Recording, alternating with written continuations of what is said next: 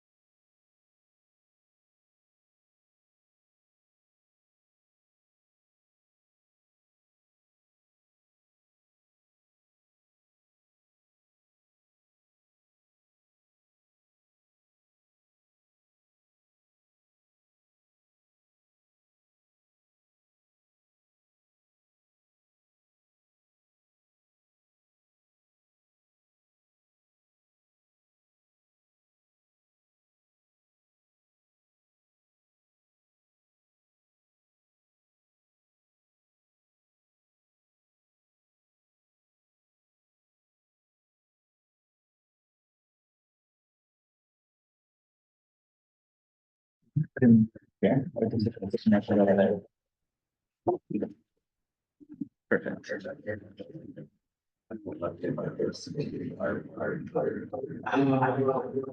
It's my personal. You have to mute, man. Yeah, it has done a little thing. Yeah, everybody has to be on mute. Hello? Okay, I think I see everybody muted now. And I'm muted. Okay. I guess. I think so. Okay. Okay, well, I hope that they can hear us. There's nowhere for us to check. You want me to let Irish walk on, step outside and get you Okay, we'll get started, and if they can't hear us, Irish maybe can tell us.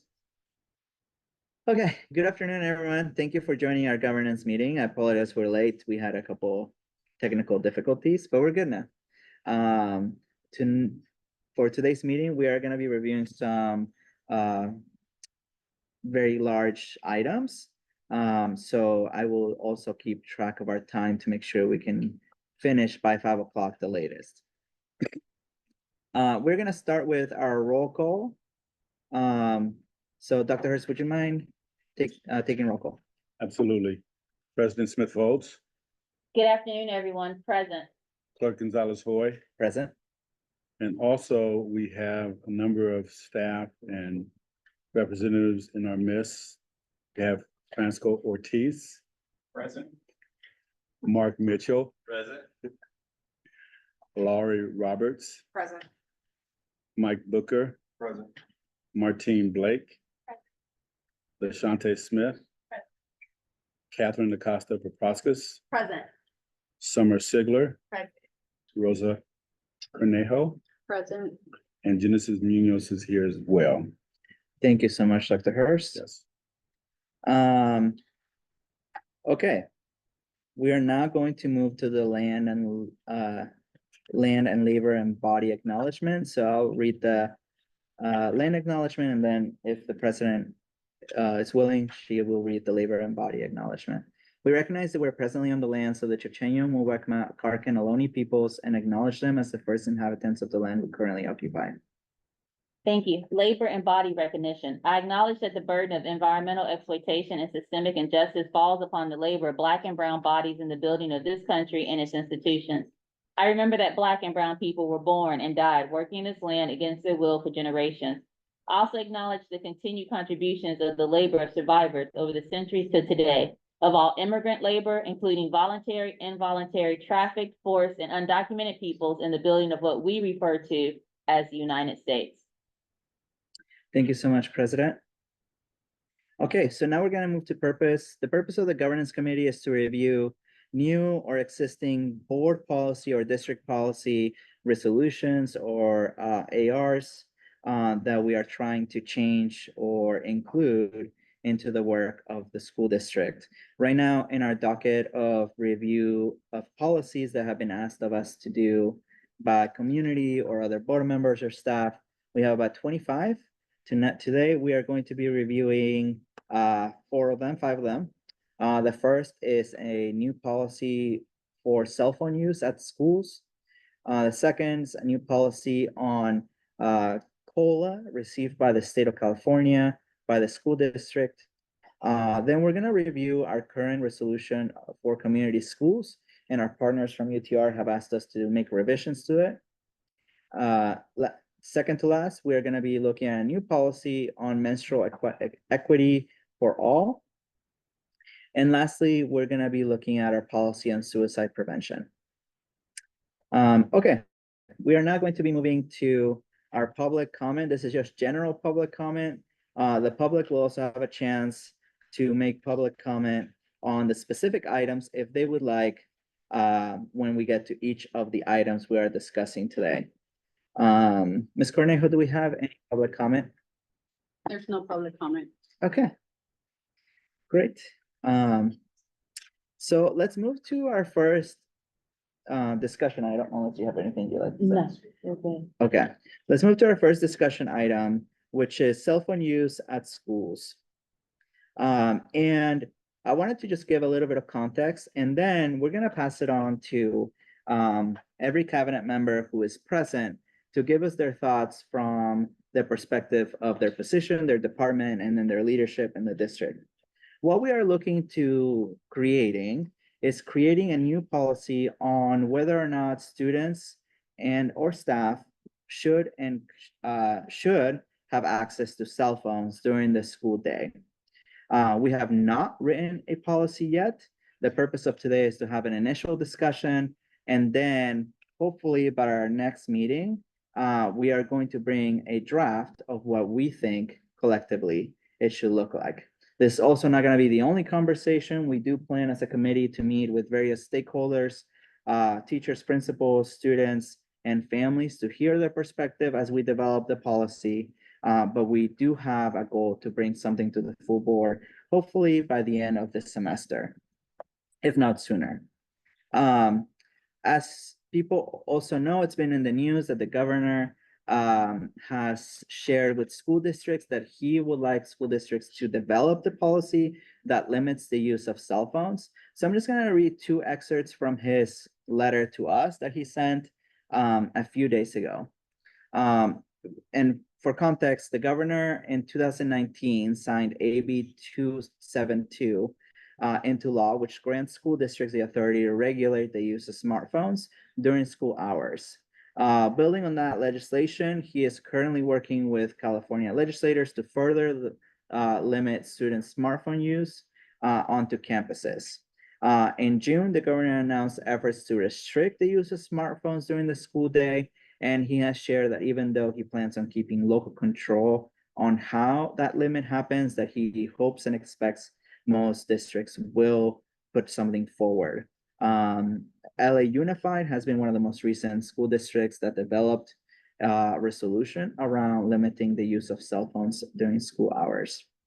In his excerpt, he wrote, excessive smartphone use among youth is linked to increased anxiety, depression, and other mental health issues. A recent Pew Research Center survey found that 72% of high school and 33% of middle school teachers report cell phone distractions as a major problem. Common Sense Media found that 97% of students use their cell phones during the school day for a median of 43 minutes.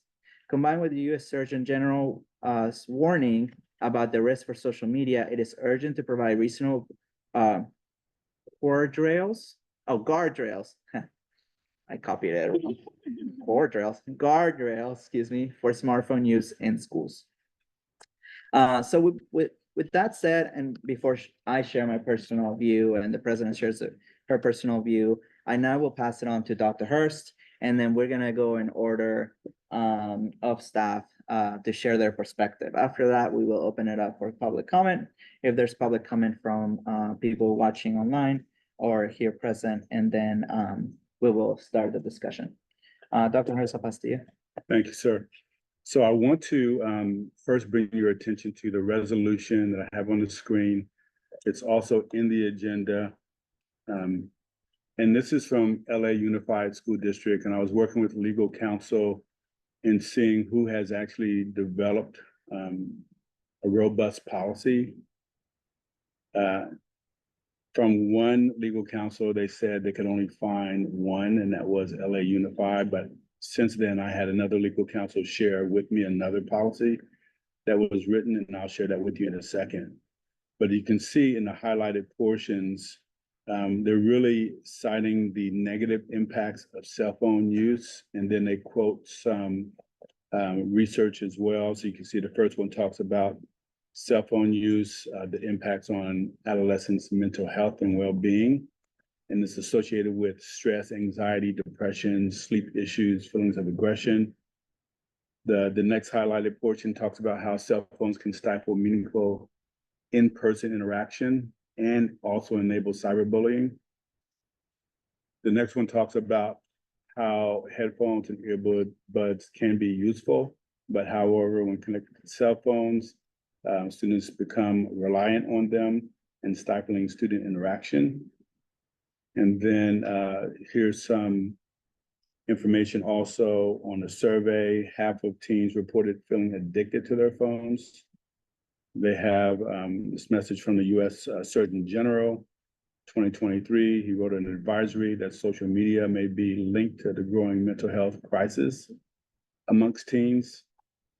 And then also quoting research that indicates that limiting cell phone usage and social media access during the school day increases academic performance and has positive impact. So you can see the negative and the positives in this. And then also you can see other states that's taking the lead on coming up with robust cell phone policies. So you see here, Florida, starting in 2023, public schools in Florida began prohibiting student phone use during instructional time and blocking students' access to social media on district Wi-Fi.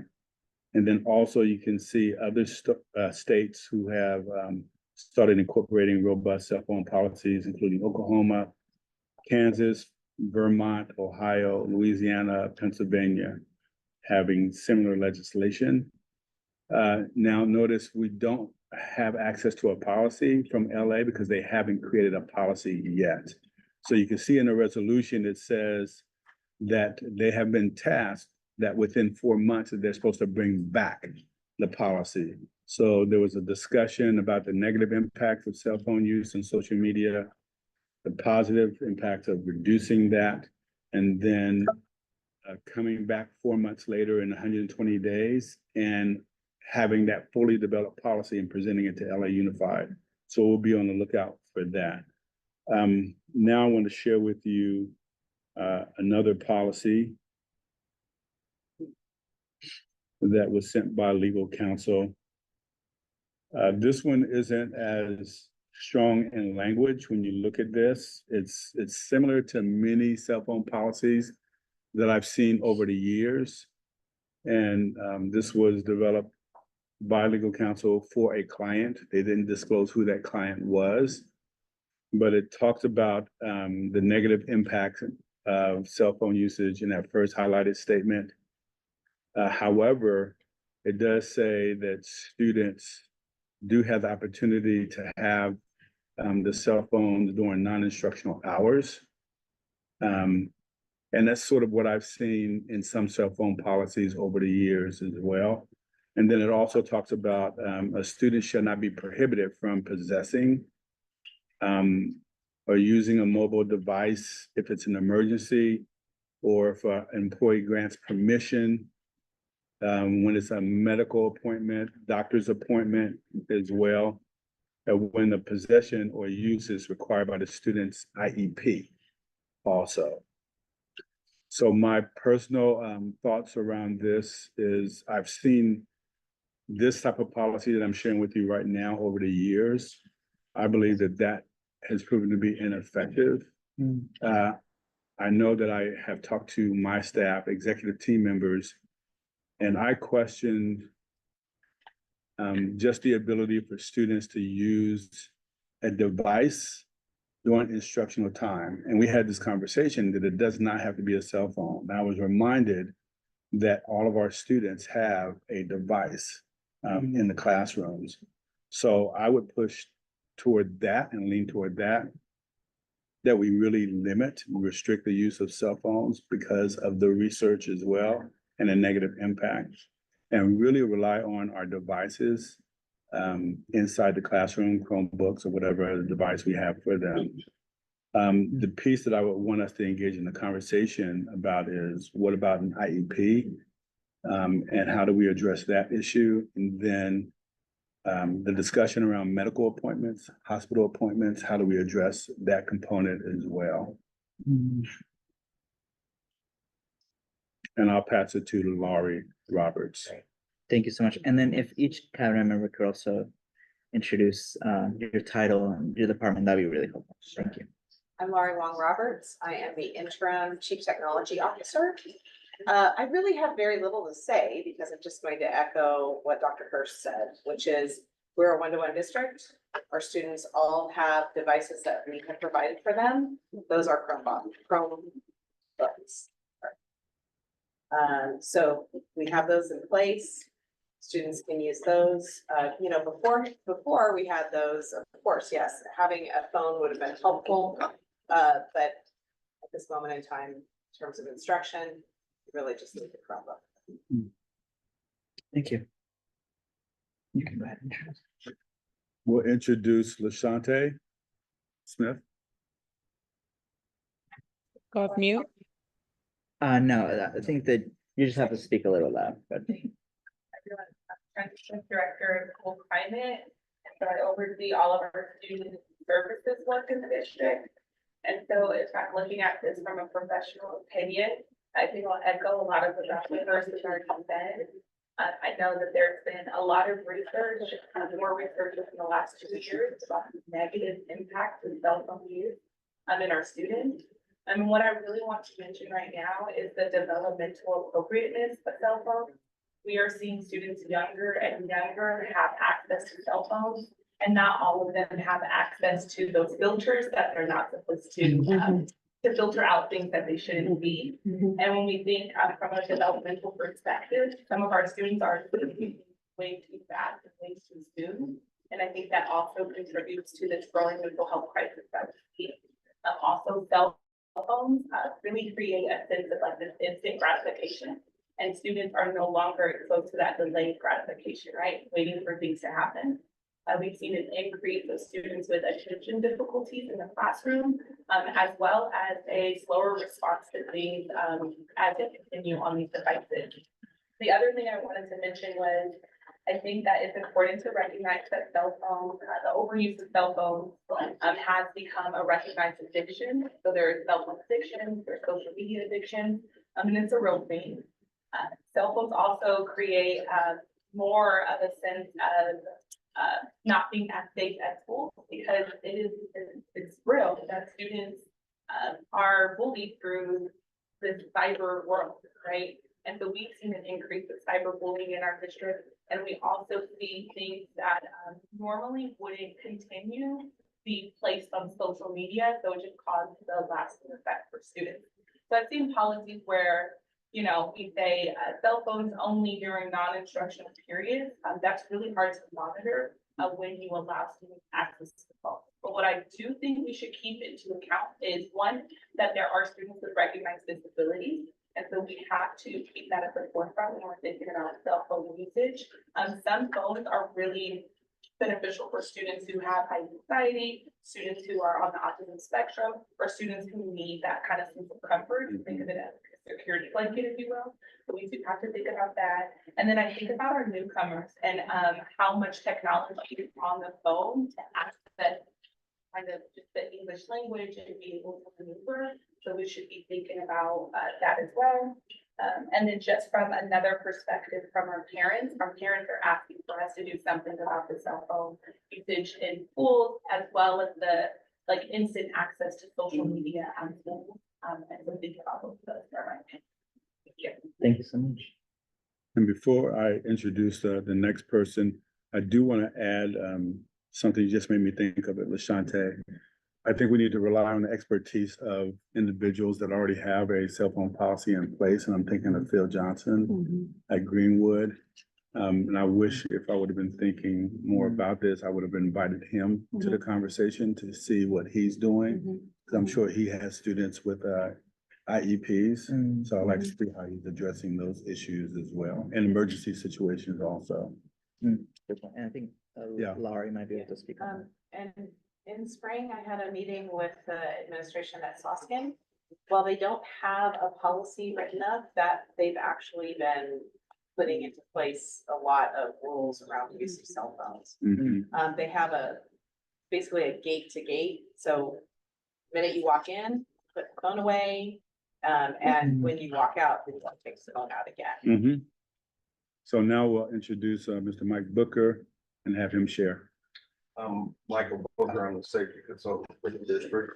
And what I'm gonna do is talk about cell phone usage from a physical safety perspective. When I was with the police department, during my 29-year career there, I had the opportunity to be the commander for the school resource officer program. And so we did a lot of research with regard to cell phone usage while in school. And one of the things that we found was that it was harming kids in not only a mental health way, but also in a physical way. We looked at from texting, social media, and video.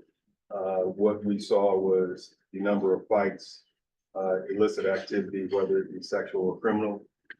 And it was initiated at the school level. And that was being sent out throughout the day. And not only did it cause harm on those campuses, but it also elicited people from the outside creating harm on the inside of the campus. And so while I do believe that cell phone usage in certain situations, one being an active shooter, would be appropriate, I think that during the day, it creates more harm to actually use those. And so when you look at this activities, when I was with the police department, a lot of our crimes that we investigated from the school started with a cell phone. So I think it's important that, and the last thing is I'll look at the learning loss in class because of the distraction. And kids not understanding that there is a consequence when you put something on social media, or you're texting something that is harmful, or you're videotaping something that students then look at. Many of our schools, they have these sites that are called whatever the school's name, Going Wild. And they're showing all the fights that are occurring at the school.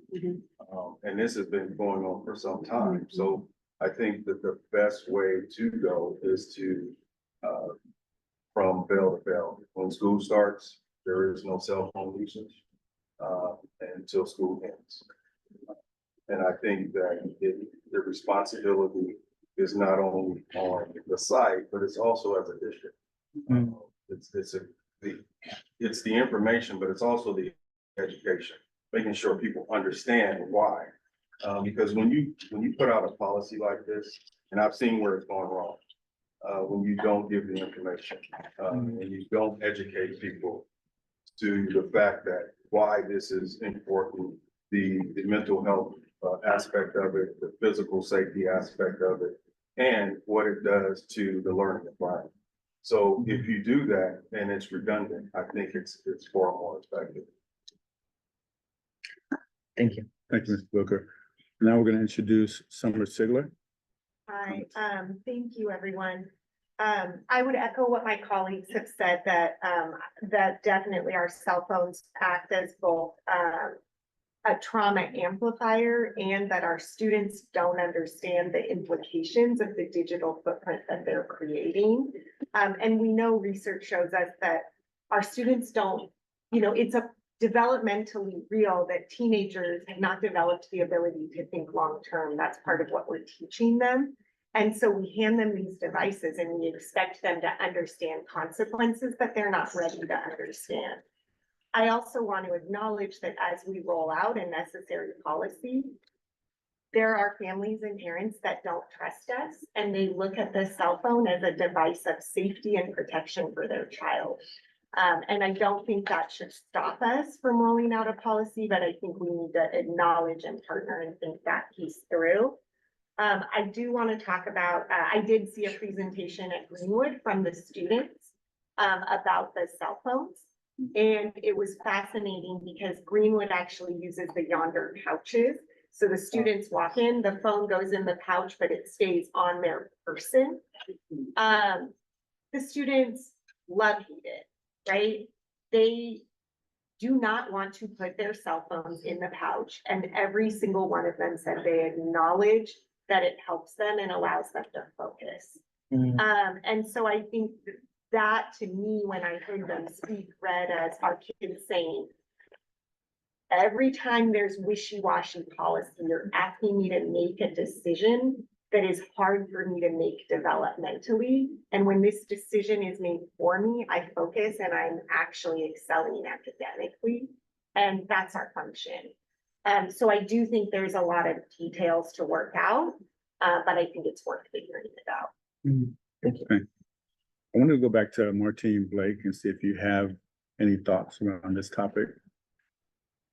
I think the thoughts that I've shared have been mainly echoed in the room. I will co-sign on the Greenwood strategy. We've seen students way more engaged during lunchtime, interacting with each other, the use of the Yonder pouches. And again, we've also seen them engaged in the classroom, which are also, you know, standards of our community school strategy and practices in terms of building that sense of connectivity and relationship. Thank you. Thank you. And next, we're going to go to Catherine Acosta Proskis for your thoughts. Yeah, thank you. A lot of what's been said, I echo as a former elementary principal. I've seen this be a real issue as early as third grade.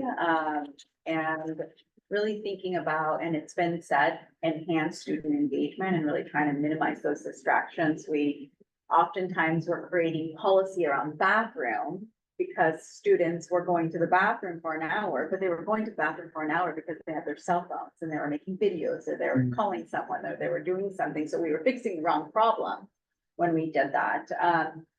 One thing that hasn't been mentioned is this sense of battle that oftentimes is created between the teacher and the student and the staff and the student when there's a cell phone involved. And so I'm thinking about the improved relationships and the issues that wouldn't be there around classroom management, because many of the battles are give me your cell phone. Absolutely not. Put away your cell phone. Absolutely not. And so I see this being as both a, you know, having a policy would enhance not only student engagement, but also it'll improve relationships between teachers and students and staff because we won't have that constant battle. I was going to mention exactly what you mentioned, having been to the same presentation. In fact, one of the students there was a former Montalban student whom I frequently battled over cell phone outside.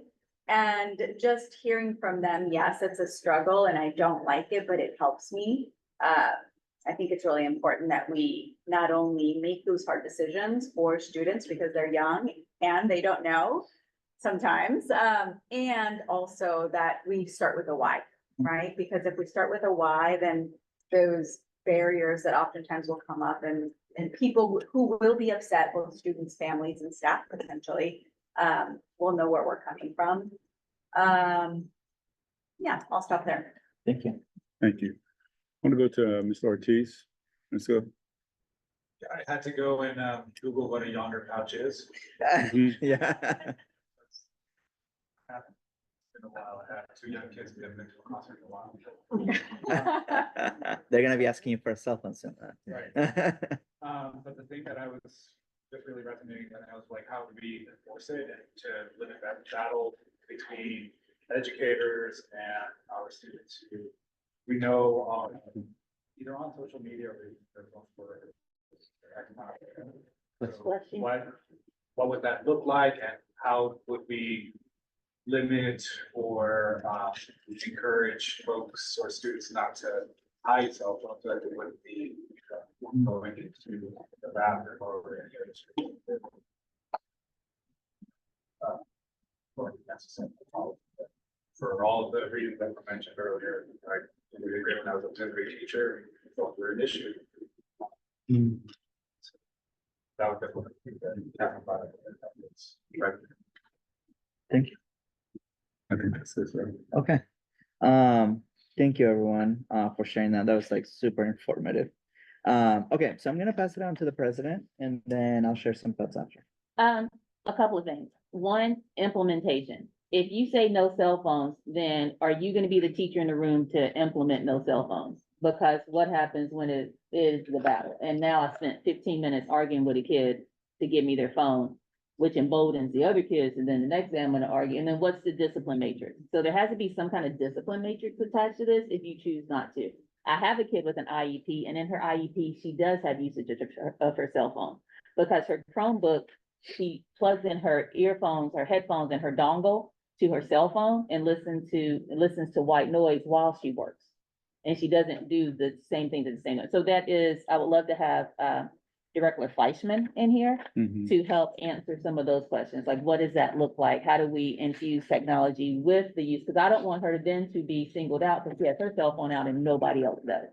Right? And then she has to have this to function inside the classroom.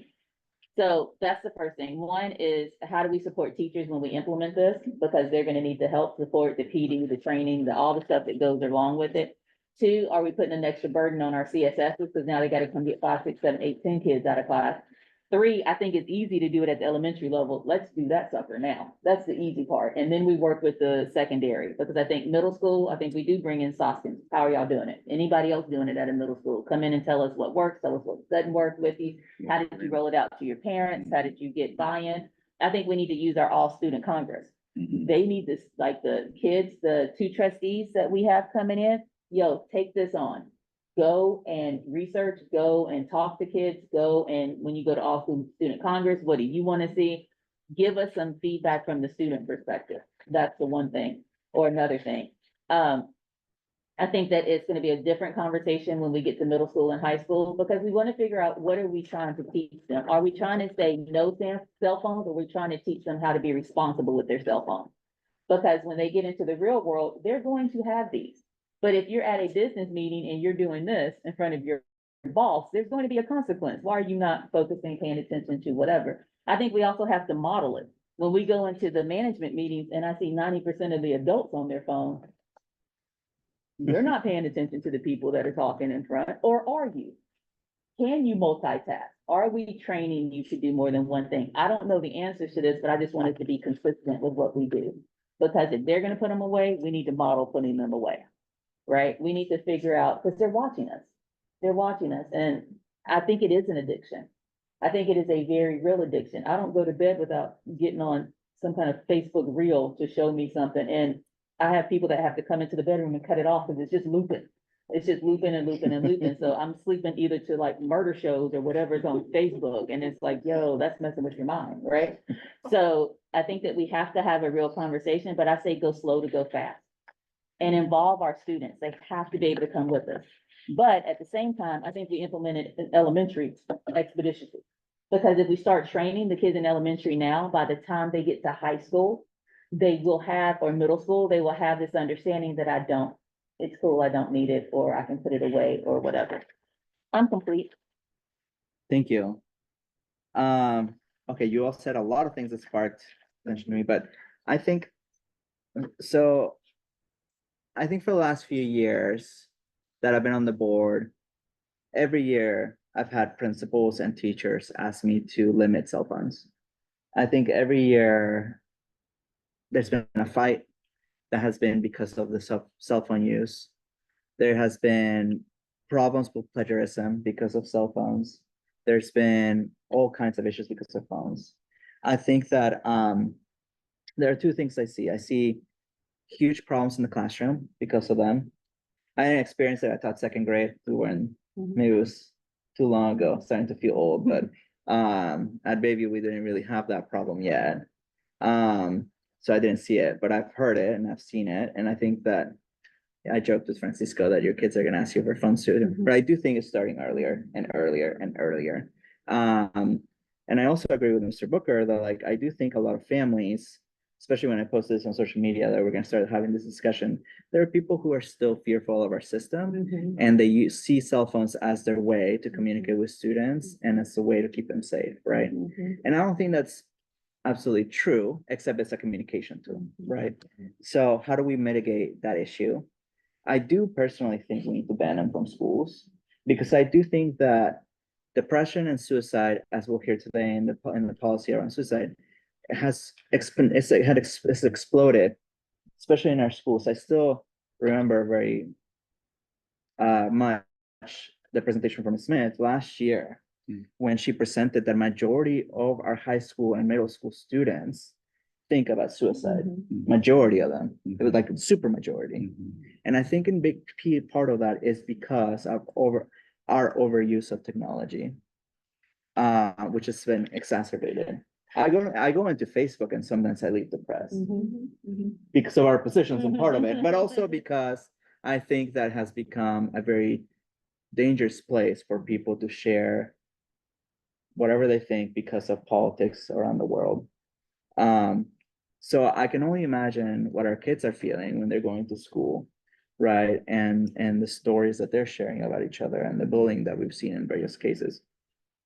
So all that to say, I feel like we have to go faster, because I do think that apart from the academics, which is important, but I don't think it's my priority on this piece, it's more of their mental health and safety aspect.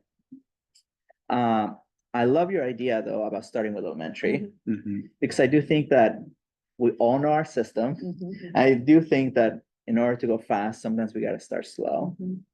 I also think that we have to be really thoughtful about how we introduce this policy, how we develop it, and how we communicate it. So as much as sometimes I might agree with the governor, we can't just pass a policy tomorrow. I feel like that actually could be a disaster and it could really backfire. And I do think that if we were to establish something quickly, the implementation, discipline, and accountability would be on the teacher and on the principals. And I feel like that would just add more work than what they're currently dealing with. So my suggestion, and then I would love to hear your thoughts, and Cabinet, you're welcome to also just join the conversation, is to move forward. I think that we actually copy what LA did.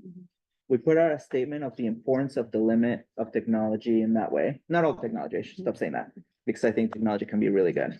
The limit of cell phone use and our agreement with the governors and the general, and all the research.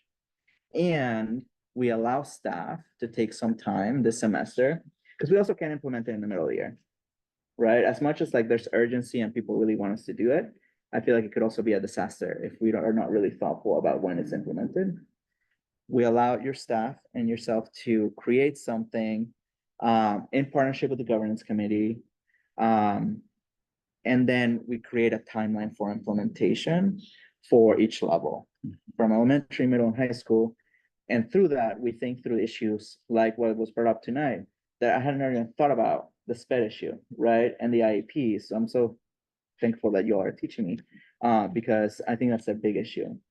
Okay, I think that I'm done with my rant, but that's kind of what I'm thinking of how to move forward. I'll pass it on to you, and then we'll move to Dr. Hurst, and I think Mr. Flashman's here too, so I would love to hear his thoughts as well. I think one of the things that I also want to bring up is we've seen in the news about there's a level of accountability on the adult side too, because we've seen students catch adults doing very bad things from their cell phone. And previous, that would have been a he said, she said, and we would have sided on the side of the adults. That's just how the system is set up. We have to be able to step up the adult accountability at every level. So a principal can't rely on a student's cell phone to show me who did the fight. We do that all the time, right? That fight is captured at a 360-degree angle in pockets where our schools don't have cameras, right? So there's things that go into not having cell phones that we as the adults and in the education system use also. So when we remove them, we have to be clear that there's also another impact, right? So it's training our teachers, yo, you gotta make sure that you are 100% professional all the time in there. And it used to be, well, I know, because I have to, because I know 17 people have a phone in this classroom, right? But we have to encourage and re-encourage and redemand that professionalism on all sites. And what the investigation looks like when you can't depend on, well, let me just pull up the video. There's gonna be an extended investigation now because it's not just on camera. If there is a fight or a issue or a problem. So I think looking at it in totality helps. I love the idea of we're passing something to say that we are taking it seriously and we're doing the investigation and the work to do it. But Dr. Hurst, I would urge us to do an all call to all our principals. What y'all do? Elementary school principals, send me your policy. What do you do? What do you say? What do you do? So then we can craft something that we know that works. Hey, middle schools, what are y'all already doing? Hey, high schools, what are you already doing? Because we don't need to reinvent the wheel. We need to figure out what's already working in our district because we are special. And then move from what we know works. So then the rollout is, well, we already have 25 out of our 33 elementary schools that do this. We're now just making sure all elementary schools are doing this. Well, we already have, our K-8s that are doing this. So we're now including our 6 through 8 middle schools that are all doing it. Well, it works at Betty Reed Stockton's very well because Jay always makes the announcements at the beginning of the morning. Whatever it is, this works at Greenwood, and this is what some of the student testimonials are at Greenwood, and this is how they find it be beneficial. Director Fleischman tells us how it works when we're doing the annual IEP. So the IEP team has to be trained now. If we're saying what we're saying, then what does it look like in the classroom for kids who are outside of tutorial, who are using it in the room? I'm complete. Oh, I agree. Let's do elementary school first. Like, just hit it hard with elementary school and then just see how it works. But let people show us how they do it well. The only thing that I would say is that I do agree with you, and I think that even if we do it stages, I do think that it has to be, like I heard a few times, it can't be wishy-washy. Yes. And it can't be like one school at a time. Yeah.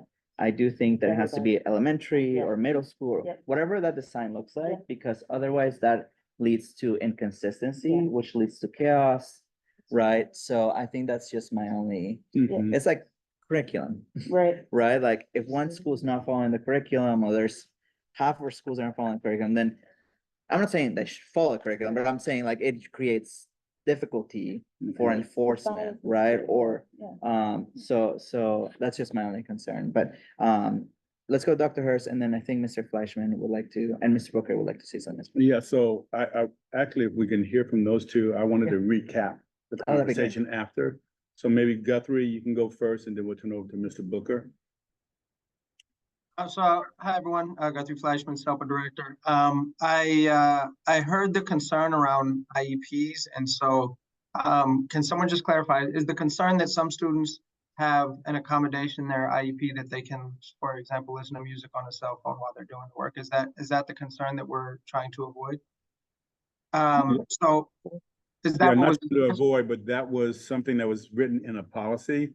If a student has that in their IEP, that we have to make sure that we're abiding by their IEP. I would offer, and I can lean on Laurie as well. Whatever it is that needs to be provided through a cell phone in an IEP could most likely also be supported with our district tech devices, right? I don't know if like music apps are available on the devices, or if perhaps if that's written into an IEP, could we unblock something or be able to, is that feasible, Laurie, for a particular student's device to be able to access music? Because that's usually what it is students are allowed to listen to music while they do their work. I would have to check it. I'd have to check on that. Yeah. But ultimately, I mean, at the very end of the day, the IEP is going to trump, and sometimes students just have to understand, yes, that's the policy. Yes, this is the rule. Cell phones cannot be out. And the student has a different situation than yours and is allowed to use it in this case. I think we could mitigate most of those things, though, by using the district tech. And we would just have to if it says cell phone specifically in an IEP, we'll have to hold amendments to be in line. But ultimately, at the end of the day, it's the student needs You know, sometimes music helps us student focus and things like that and filter out the other noise in the room. And I think that we can accommodate that with the district tech, without the need of cell phones. Thank you, Mr. Fleshman. Mr. Booker? I just want to talk about rollout and how this is implemented. Clerk Gonzalez-White talked about if you don't do it correctly, it becomes inconsistent and then it eventually doesn't work. Well, I think the most important thing is the education part. So whether you started at the elementary or the secondary level, it's about the education. And I think the education should be uniform. It should be across the district because many of our kids go to different schools. They just don't stay at one school for a long period of time. So it has to be uniform across the district. It also, in the education part of it, you have to include the research, you have to include what has happened, past history. You have to include, in some respects, experts in that field to get people to understand. And then taking the stories of whether it's a student, a teacher, or a staff member, when something's going wrong with a cell phone. Because we talk about Betty Soskins, and yeah, that's fine for Betty Soskins. Right. But what about the other members? Somebody transferred from Betty Soskins to Pinot Middle. They don't have a policy at Pinot Middle. That creates a problem. And so, or vice versa, when they're going to Betty Soskins, that creates a problem for them. So I think whatever is done, it has to be uniform. It has to be continued education.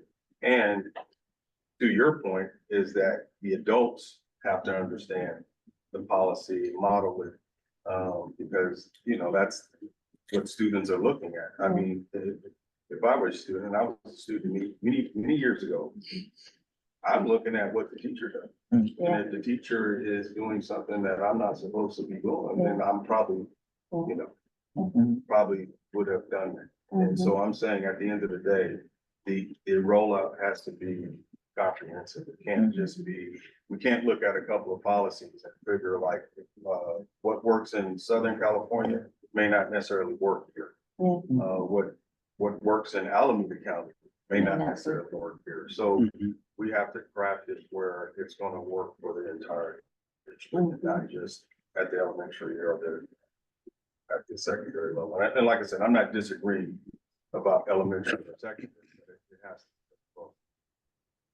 Thank you. And then so LaShawn and Ms. Smith and Ms. Acosta for Pruskus. Yeah, to Mr. Booker's point, I was going to say that education should be starting with the why. So what is our why? Like, why is West Concord High School District taking this stance, right? And so we have our own data points, we have our own unique situations. I think we start with the why and we do a whole cycle education around our why. Community is engaged. But I also wanted to just uplift, like, we can't do this without our students and our community. And so they should be at the table as we're talking about the rollout. And students will tell you what they need. I got to go to Greenwood as well, and I talked to students about the younger pouches and everything. And they had really good suggestions about like how we could roll this out district-wide, things that they want to see, things that weren't there from the beginning. So I just think like, just don't lose their voice in this as well. Thank you. Yeah, I was gonna say something similar, but I'm also thinking about, so there are some policies that might say, just don't bring it to school, there are consequences. There are other policies that say, actually, we have a system to be able to limit access. And the yonder pouches are very expensive and a space in which we need to cut, right? And so I'm wondering if we focus on an education lens, both for staff, for students, for community. And we allow schools access to be able to pilot different systems. A system that works in elementary is going to be radically different than a system that works in secondary. And in elementary, you could probably do the shoe hanging rack with numbers where you could put the cell phones in and it's fine because the teacher locks the door, but you can't do that in secondary when you're rotating periods. So I wonder if we allow our sites to have the freedom to develop their own systems that work for their own students, if we might be able to visit and learn about what's successful and what things didn't work, so that we can really use that to make a district-wide decision about how to proceed. Okay, we're gonna go to the president and, you can summarize and I have some thoughts to go after. I think one of the comments, piggybacking off what was just said, is we need to have the CBO at the table too. If it's gonna cost money, even the educational part, even the rollout part, all of that's gonna cost money, and we are broke. So we need to have the CBO at the table. The second thing is, oh, pickles, I lost it. Oh, it was great too. Nope, it's gone. No, I turned 47 and just lost it. Not even that. It's not coming back. So I don't know. It's not gonna come back. It's okay if it comes back. Yeah, nope, it's not. But you know, we'll see. All right, Dr. Hurst. So here's what I'm taking back to staff. Really starting off with the why, our purpose. I really like the idea also of surveying principals, but surveying school sites as well. What are they doing? And really looking at a plan, a comprehensive plan that includes multiple educational partners, so students, community, parents, at the table, and really looking at grade span implementation. And it may look different, to your point, Catherine, at each grade span level, but really detailing and being explicit about what does it look like at the elementary level, middle school level, K-8, high school, and then to your point, Mr. Booker, adults as well. And then also considerations that we have to keep in mind, IEPs. I did hear what you said, Guthrie, that we still may be able to use our devices that we have in place, but also other considerations that we're not even thinking about here at the table, but having that conversation, and even considerations around emergency situations, training and education as well. So that's what I'll go back and start the conversation with the executive team first, but really coming back with a comprehensive plan on who needs to be at the table and starting with the why. That's perfect. Thank you. And I think that if we could add as part of it, I don't wanna create like too much work, like we have to do town halls, things like that. I think it'd be maybe more beneficial if maybe create space and like space for students and for parents to come talk to us and you share their feedback. But not so much in like a town hall setting where it's like so much work on staff. I would love if we went to Greenwood and we heard from the students directly. I think that'd be, I would love to hear the presentation. And then you passed it on to me. I had one more thing.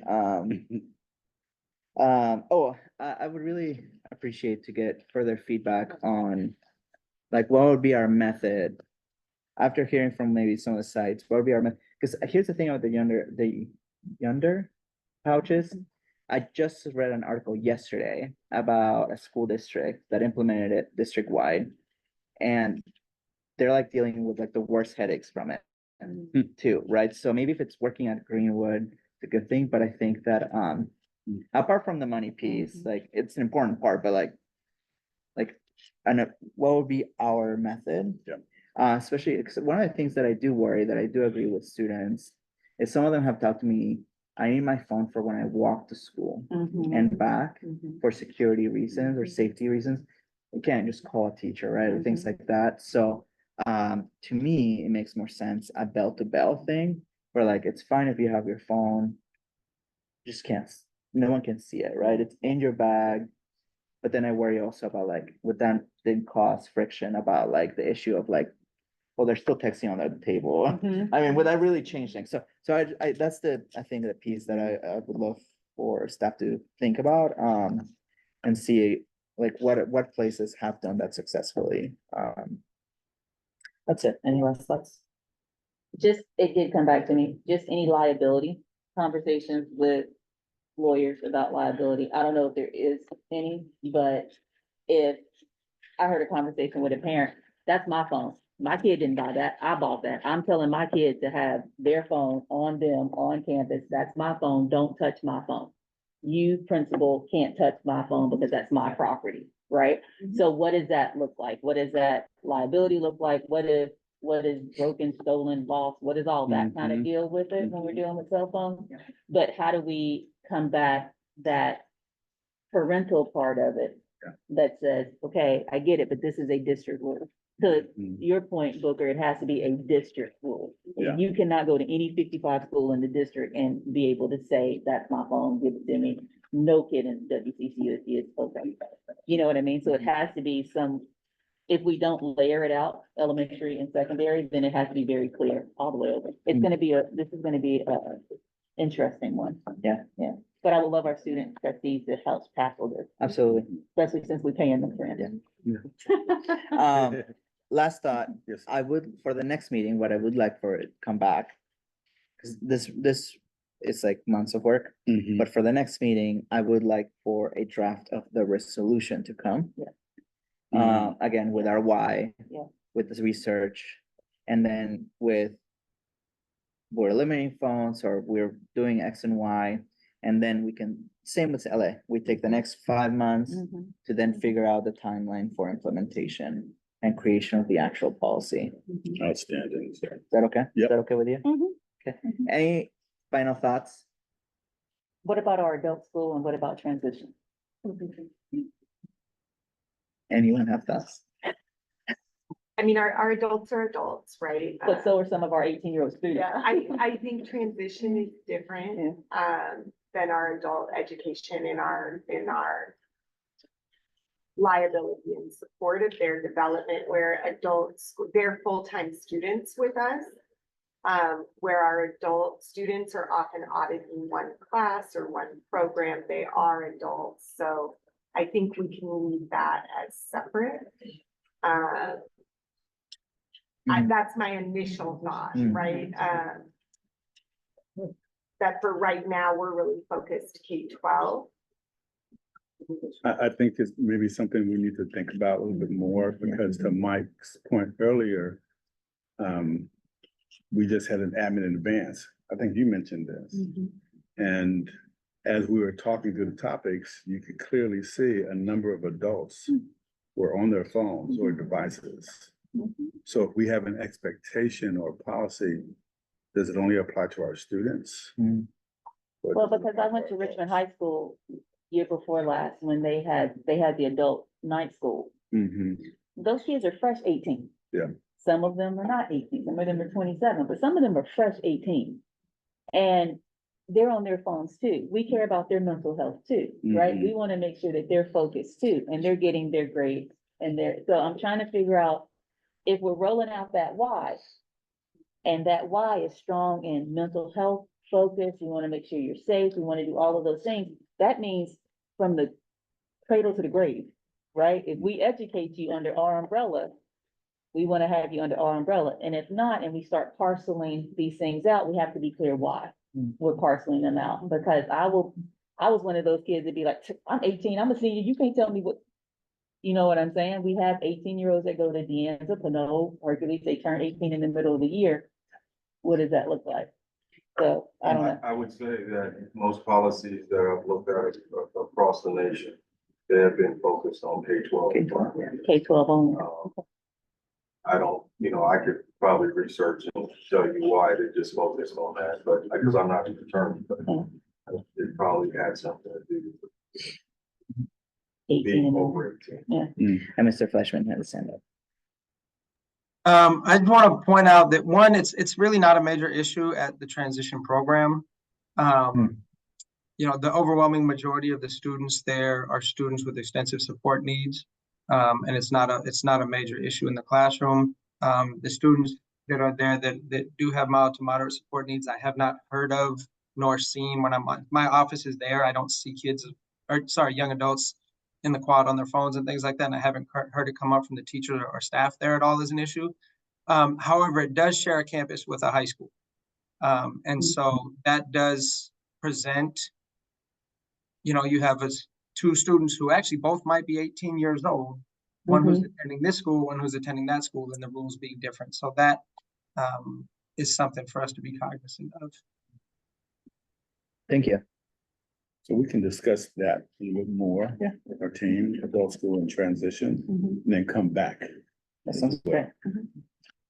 Okay, awesome. Thank you, everyone. Thank you for engaging on this topic. Okay, so we're now going to move, I didn't open a public comment on this item. But I think that we only have a few folks listening, so. Do we have any public comment? We have no public. Okay. Mark, you don't want to add anything to you?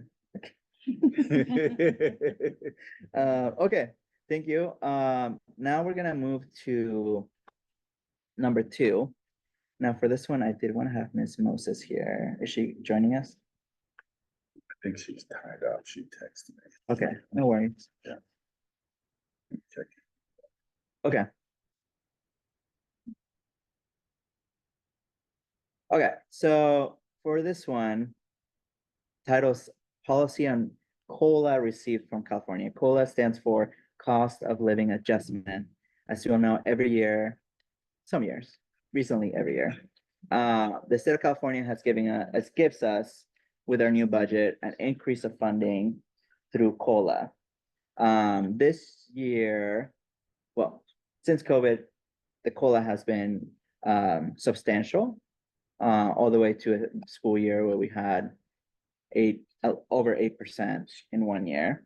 In the next 3 years, that's why when I came, I'm just gonna say it, and if no one corrects me, then this coming year is like 1.4%, 1.2%, no, 1.07.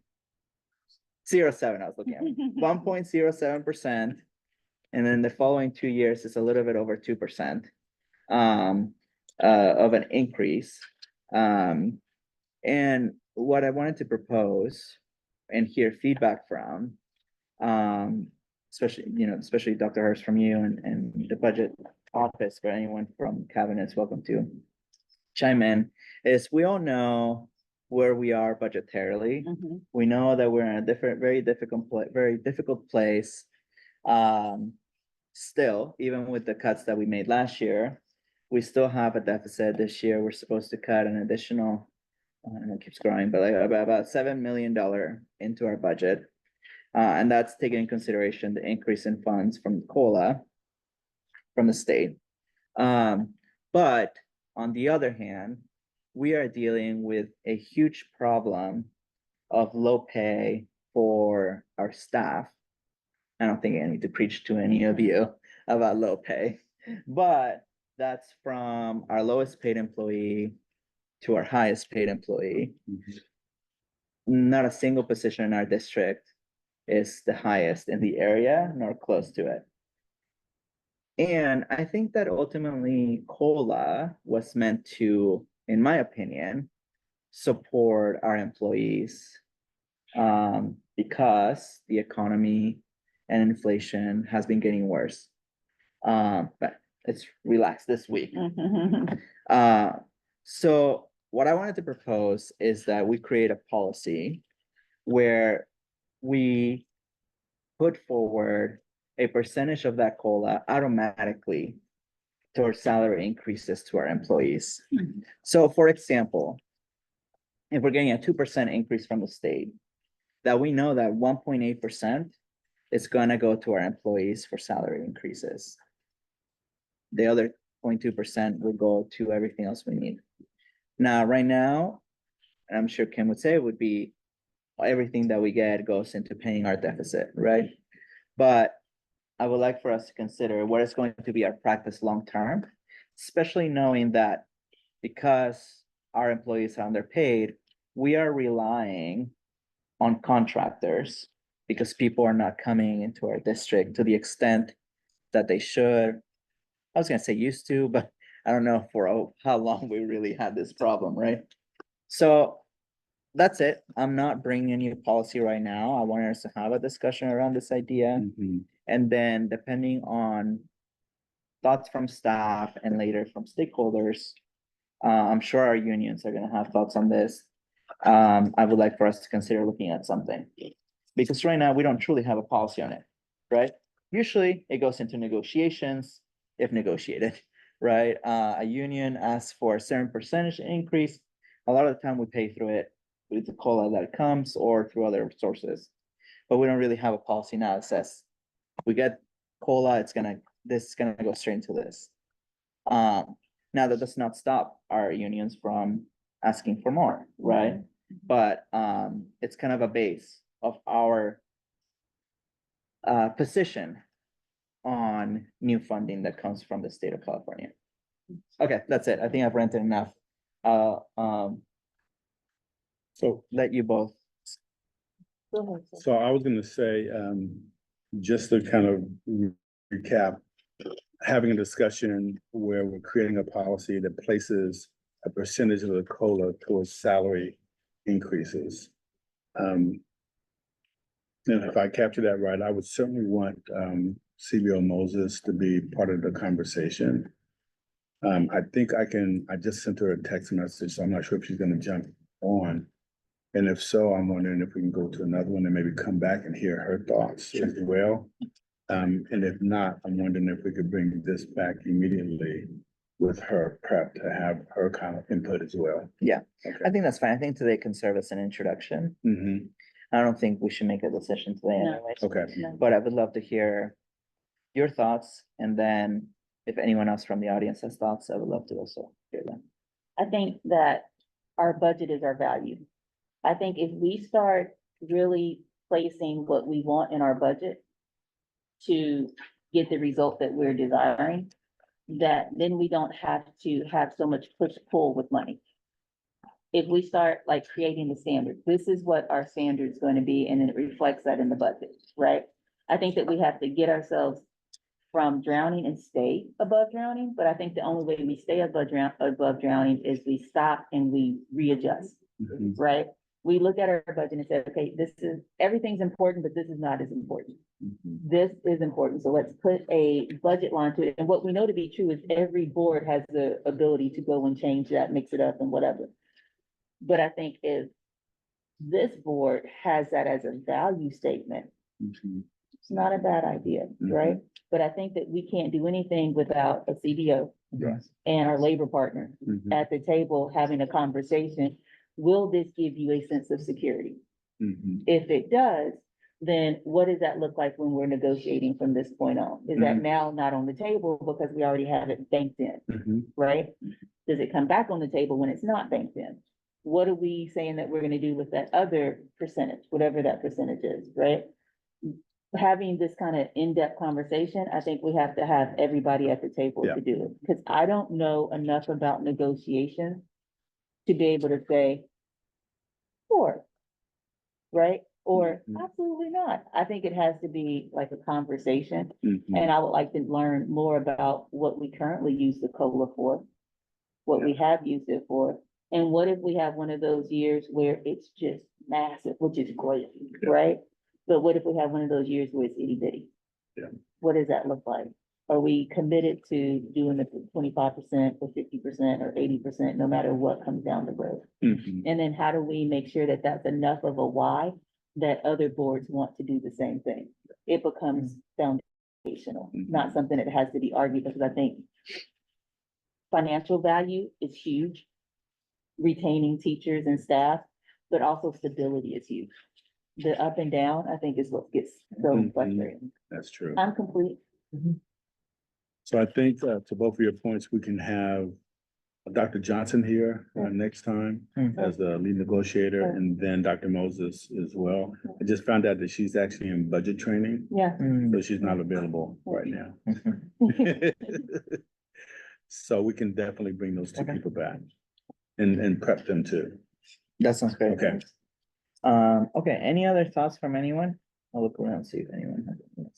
Anything. Francisco, Yeah, so, and then you have to speak a little louder because of that. to piggyback on some of the points that were made earlier, I heard you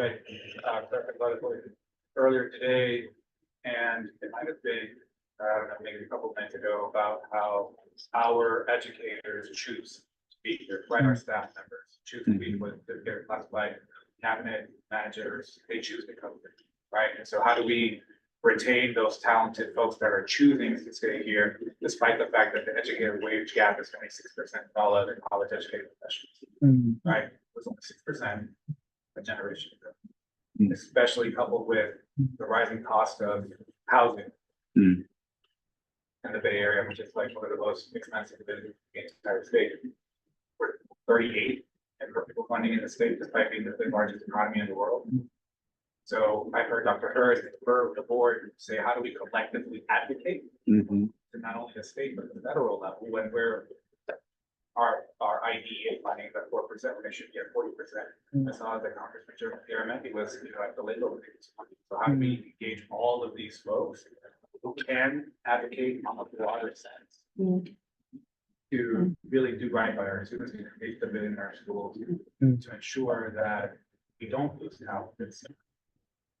See, even just yesterday, it's teachers meeting, folks who were teachers in our district, now they're moving out of education. So folks want to be here, it's different. thank you.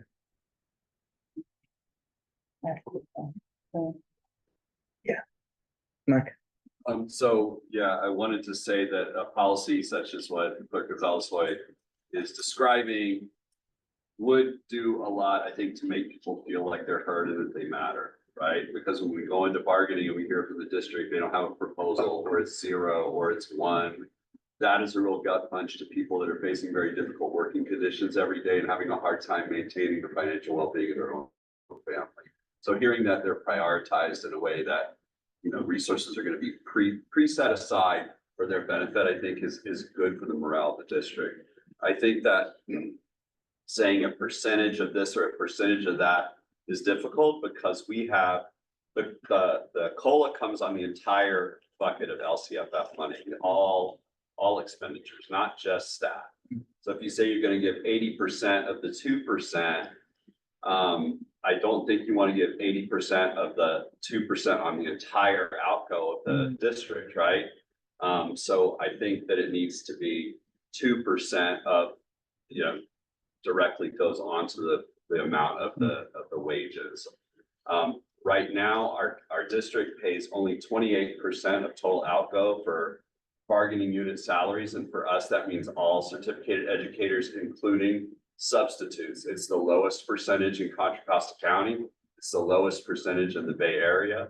The state average is closer to 38% of total outgo on bargaining unit salaries. So that disinvestment shows in our vacancies and our lack of ability to retain talented staff, right?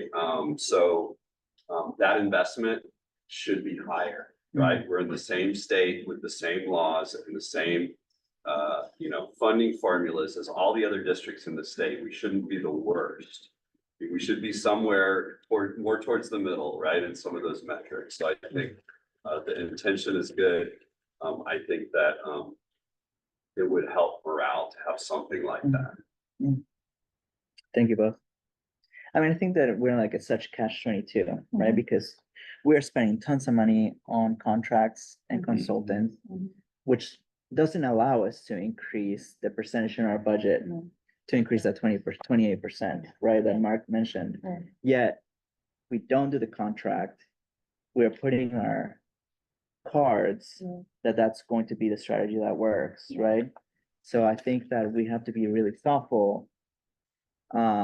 If that's potentially a strategy we want to implement, we also would have to be really aggressive, which I think would make us really uncomfortable, right? Because I think that if we were like, well, yeah, let's cut 2%, like, I don't think that like something small is going to make that impact, right? So it would have to be something very large, which I think that would make it very difficult to do. So I think that we're in this big problem that we're reliant on something that ultimately we know doesn't fix the problem long term, but it feels almost impossible to cut some of those resources, right?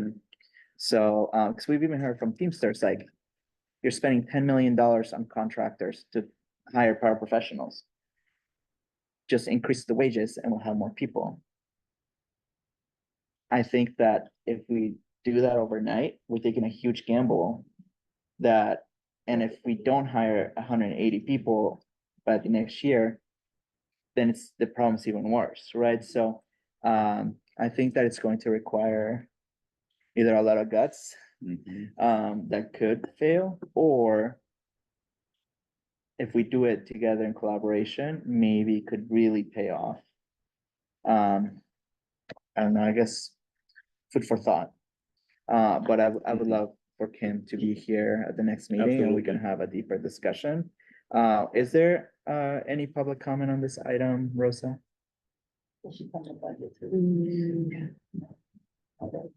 There's no public comment. Okay, any final thoughts?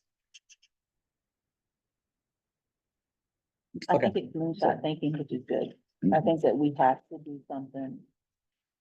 I think we have to do something drastic, aggressive, conscious, and intentional.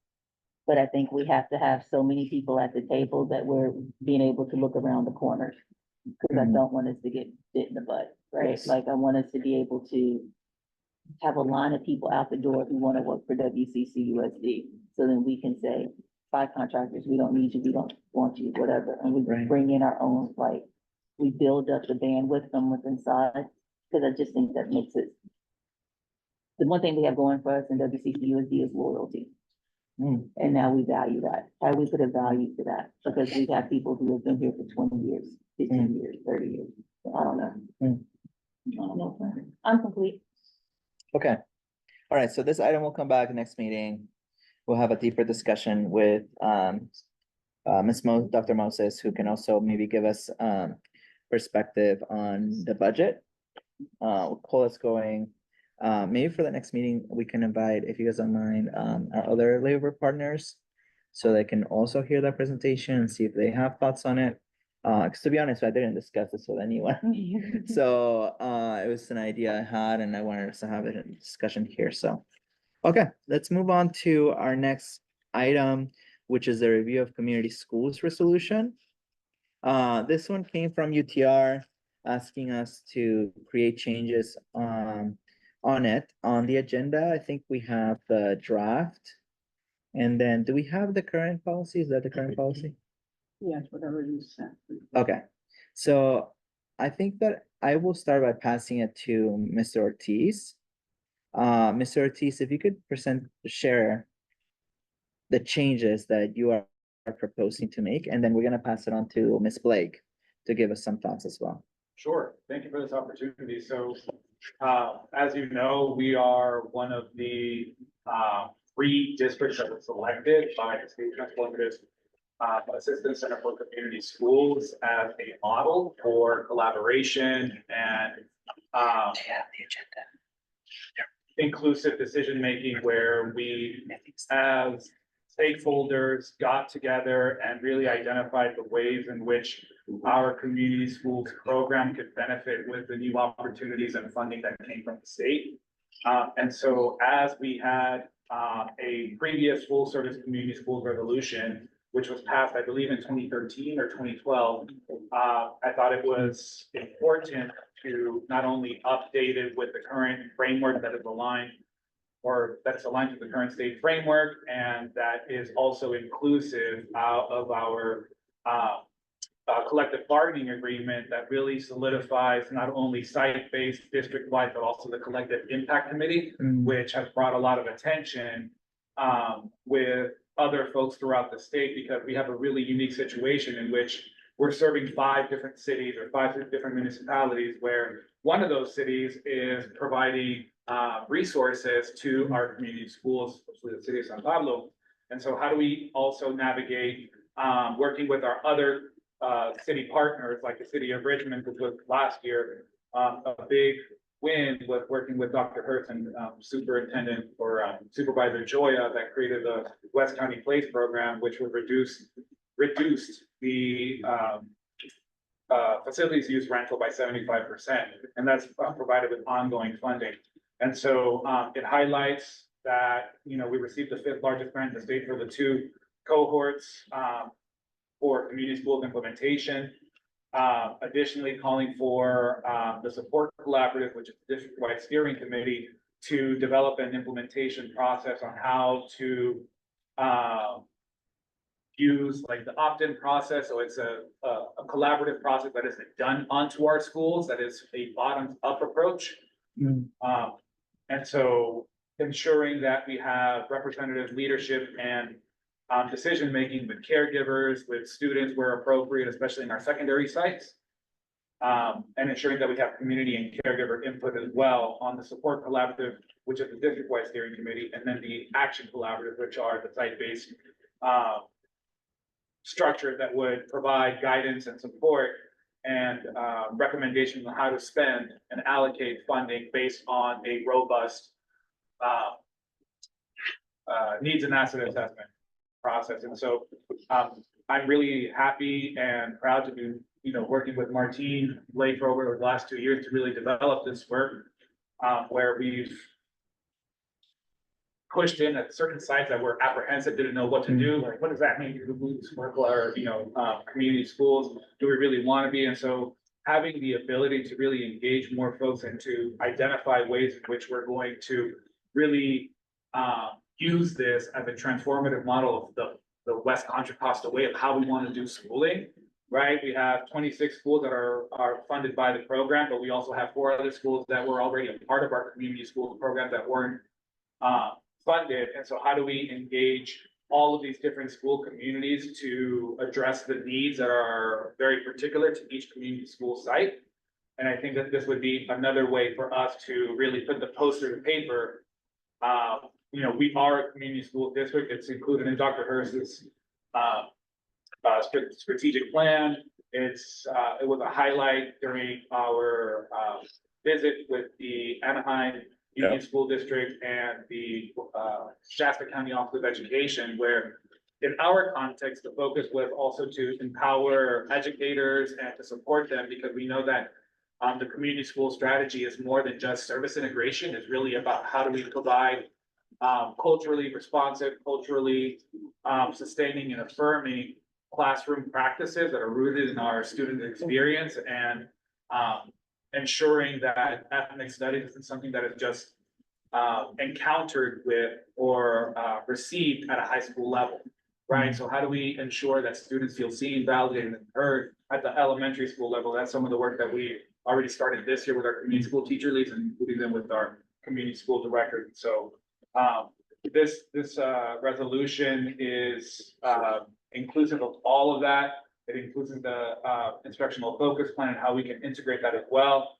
And also including the social emotional learning component, which we know is going to be critical as we saw as we're coming out of the pandemic, where we really want to ensure that our students and families are centered and moved on throughout their experience here in West Contra Costa, because a community school at the elementary school level will probably feed into another community school at the middle school, and then a high school. So ensuring that we are communicating to all of our education partners that we are a community school district, and this is how we're going to be rolling it out. So that's what I have to. Thank you. Thank you. Ms. Blake? I also have really enjoyed working with, the team, the UTR. I think it's been really helpful to move the work along and think about how do we implement a community school strategy in our classroom, which we know in the long run is likely going to be one of our most sustainable approaches to making sure that this work lives and is impactful.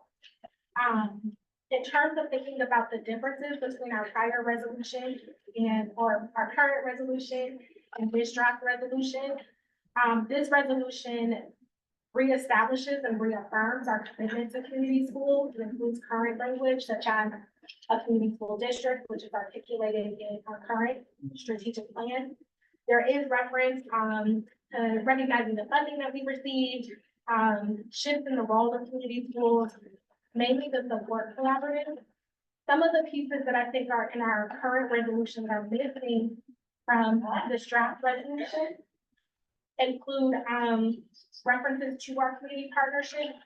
For example, you may reference to the Systems Change Collaborative. I would like to see that embedded into this resolution as another option to sustain community schools. That is no cost essentially, right? We do have a facilitator that is grant funded, but it's something that we could sustain without cost associated. If anything, it could help us bring more in-kind dollars and contributions to the district. So I would like to rethink some of the partnership agreements that were in our prior resolution. I keep saying prior, current resolution, like data sharing agreements, mutual accountability with our partners, which has been a theme particularly in our partnership process as well. Namely, I think going beyond the support collaborative in this current iteration, and then coming to agreement around what is the function and the role of the support collaborative. There are some items in here in terms of function and role of the support collaborative that are not referenced in Article 53 or in our grant. So this shifts the work a little bit.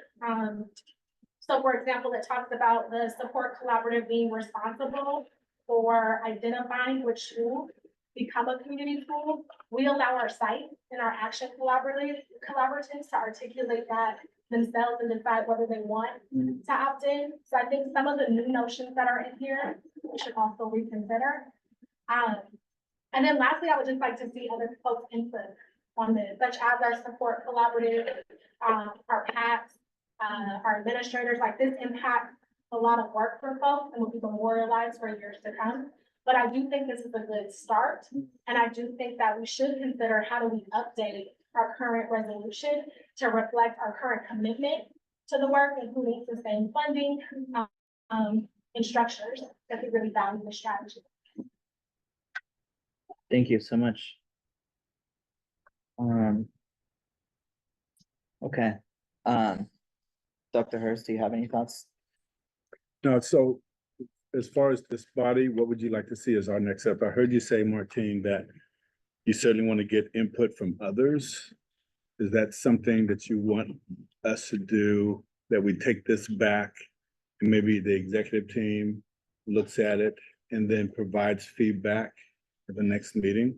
I think we should do it collaboratively. Okay. I think if Francisco and I can have time to bring this back to the support collaborative. Okay, I think having the conversation as a cabinet, potentially board, could be helpful for us to all be aligned around what is our shared vision and what is the commitment we want to do. okay. So this will come back to the agenda for the support collaborative meeting and do a collaborative, okay. Right. So that would be our next step. Okay, Then agendize it for that particular meeting. gotcha. And then bring it back here after we get input from the support collaborative, you're thinking? Probably multiple bodies. Okay, multiple, okay, Multiple okay. bodies. As collaborative as we can be, I think the better and even getting input from different levels in our system around what is our shared commitment to this work would be really helpful moving forward. Okay,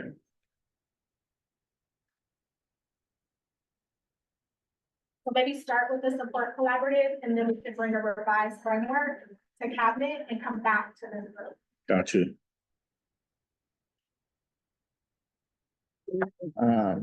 President, do you have any thoughts? Is there a time? Is there a time constraint on this? Does it need to happen sooner than later? Like, is there a time issue around the adoption of the new language? That would be my question. I have to go back and look at the article. If it was calling for a specific timeline, I don't recall if it does, but I think that we're having this conversation and having progress. I think that that's a good start. I agree with the going slow to go fast, but now that we have a starting point, I think we can pick up the speed. And as you know, other partners are going to be engaged as well.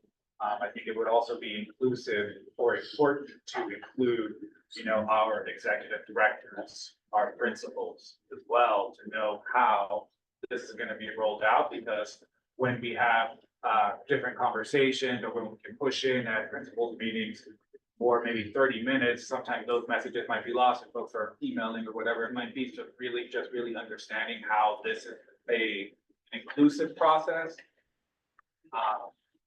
And provide that as a part of the education that brings to the board. So I'm looking at Article 53 in the user contract. It says as early as August 2023, so we're a little behind. but it doesn't require a deadline, so better late than never, but, yeah, you're right, it doesn't, I don't see a timeline, when it should be done. I really appreciate what you all said. I'm sorry, were you done? The only thing that I would say is I would like this to be a way that we model co-governance. So when we start to think about co-governance, Mhm. we start to think about it from this lens. How do we model co-governance and how do we expand that throughout the district? Mhm. So Mhm. this is the prime opportunity to set those norms and to do the storming and norming and forming. You do it in this kind of, with this policy. Mhm. I think it's one of the things that it helps us, to your point, bring in all the principals, bring in staff, bring in the community, bring in all of that to say, okay, now we're all at the table. This is what co-governance looks like. This is their end goal, is to create a policy that works for all of us, but now let's figure it out. Let's figure out how we work with each other. Let's figure out how we do it. Mm. So I'm looking forward to the opportunity as board members to sit at that table, as community members to sit at that table and just practice co-governance. I think the only way we're gonna get co-governance done correctly in this district is if we practice. Mhm. I just think we have to practice. I'm complete. So just to summarize, I have our next step is to agendize this at the support collaborative meeting. I get their input, bring it then to executive cabinet. We'll invite you, Mr. Ortiz, and you, Ms. Blake. And then have an activity where we're going through it as well. And then after getting the cabinet's feedback, we'll bring it back to the governance team, this body. Okay. I think, you think a goal of bringing it back by October is too soon? Like, do you feel like November is more doable? Okay, In fact, I know them both.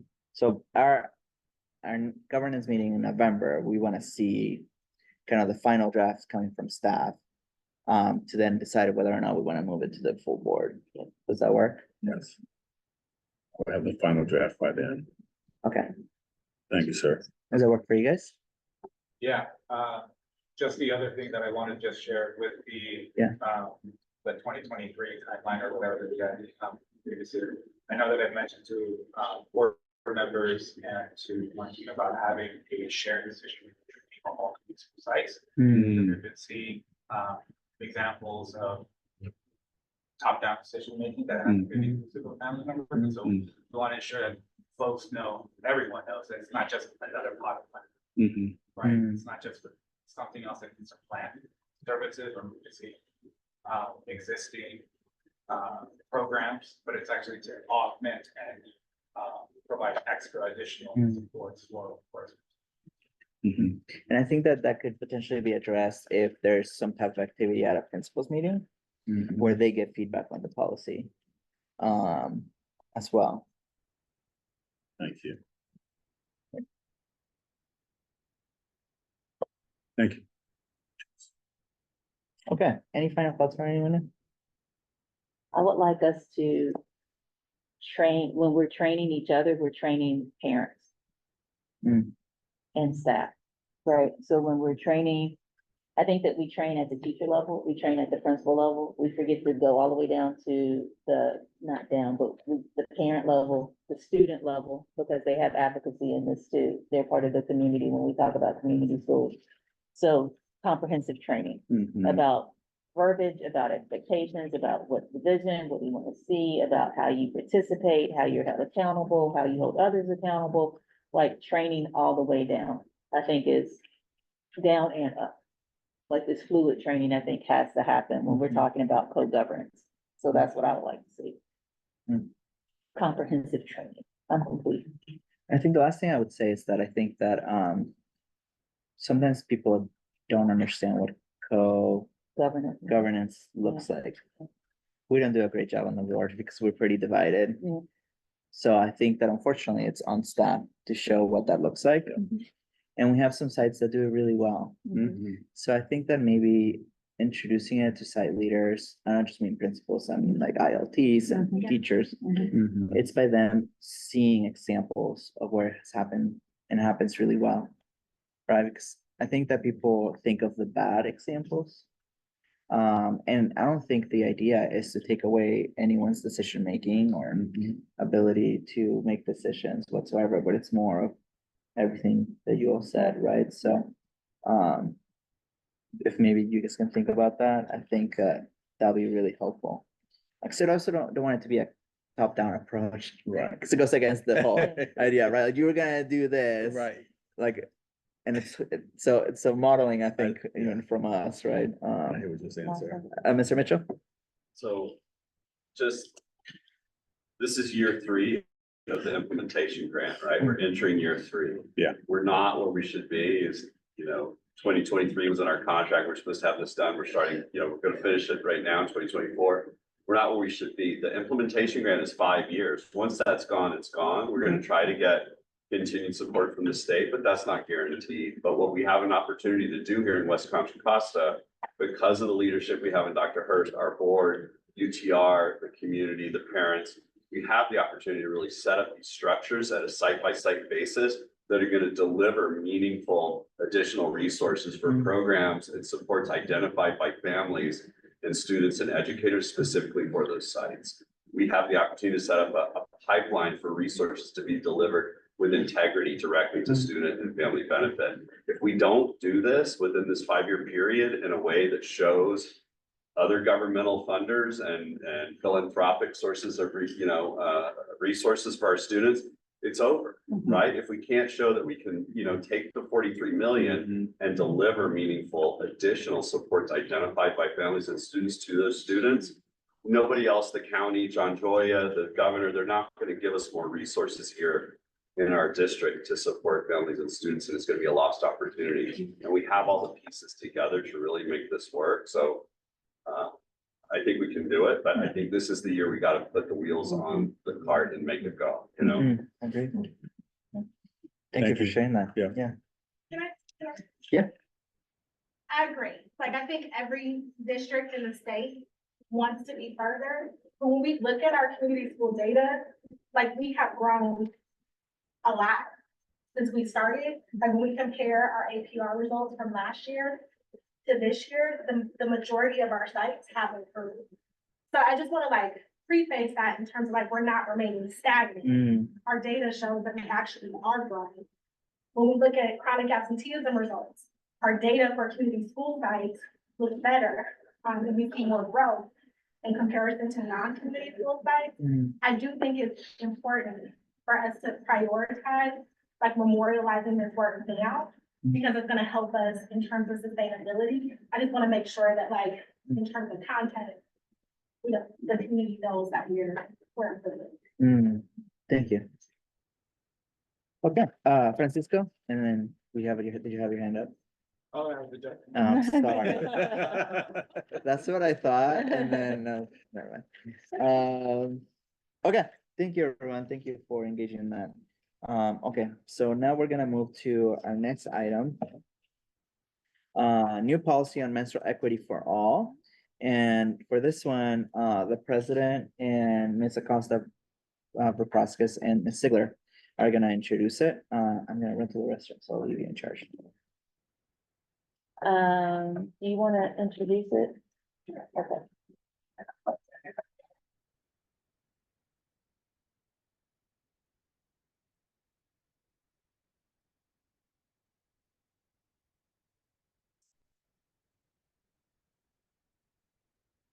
Okay, so we have AB 230, California Assembly Bill, known as the Menstrual Equity for All Act, Assembly of 2021.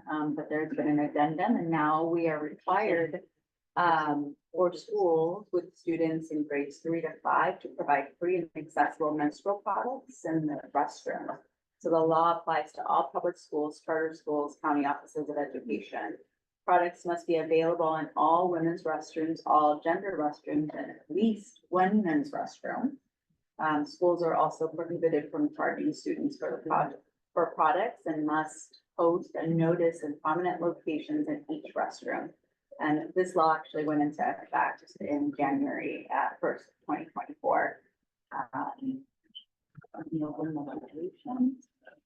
Anything you want to add? No. So I think there's a conversation that needs to be had, both around communication that's needed, what facilities, and supplies that are needed, and, how that looks different in our elementary school sites and above. And then especially thinking about how we work with our labor partners, so the people who are actually supplying. So oftentimes we have the resource available in the back room in terms of the actual structure that holds the supplies, but when you go to the restroom, it's empty. So really thinking through how to problem solve the normal curiosity that students have to check new things out, as well as making sure that it's available for students when they need it. So, we've been talking a little bit at the board level, hit and miss about period poverty and how it's real. If you go, I went into Walgreens today, a pack of 24 pads is $15.99. And that's if you're getting the most generic pack that you can find, not any name brand, like the most generic pack. This is a serious issue on our campuses, not only for our young ladies, but for our teachers too. We have a huge field of female teachers at every level at our school, and they not only have to figure out how to take care of themselves hygienically once a month, but they also have to figure out what that looks like for their female students. Because I've known many female teachers that's giving away pads and tampons out of their own supplies that they may have on campus. To your point, Ms. Catherine, we have the machinery, but we don't have the supplies that go in. So I think that has to be a conversation, that those have to be stocked. They have to be stocked at all times. There needs to be a secondary place on campus, like the office or a food pantry, whatever your site may have, that has pads and tampons available too. I think that we have to train our young men, because the law says that it has to be in at least one male bathroom. And there are some young men who don't have sisters. Their mother may not have talked to them about that. The female in their family may not have had a conversation about that. So they're going to be curious.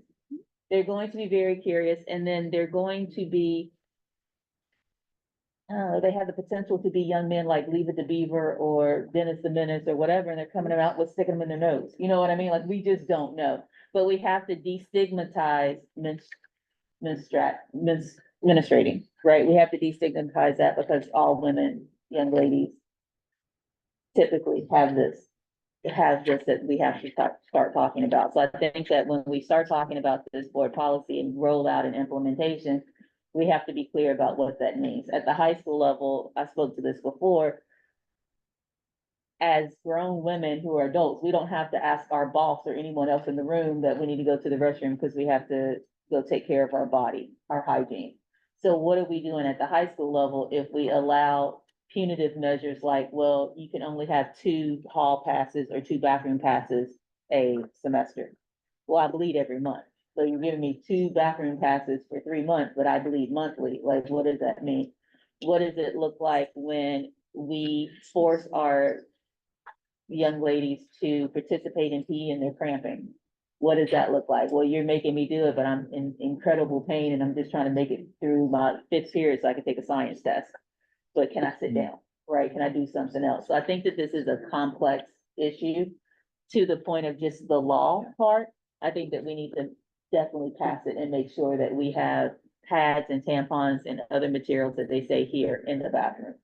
And then I think we need to talk about how do we then educate the educational piece around how do we roll it out? How do we have our principals talk to students? Because it's 3rd grade through 12th. How do you have principals talk to students? This is not 3rd graders. This is not something you go in and play with. It's expensive because they do cost money. Young ladies, this is how you can tell even your male teachers who will be uncomfortable, who have to be trained too, to be, so the girls have to, our young ladies have to be trained. This is what you can tell your teacher. Here's your sentence prompt. Our gentlemen teachers have to be trained to say, go ahead, you're okay. You may go to the bathroom. You know what I mean? Go grab, you can take your backpack to the bathroom with you, or your purse to the bathroom with you, or whatever. I think we've run from this topic so much, but we have to dive in and have the conversations. I'm complete.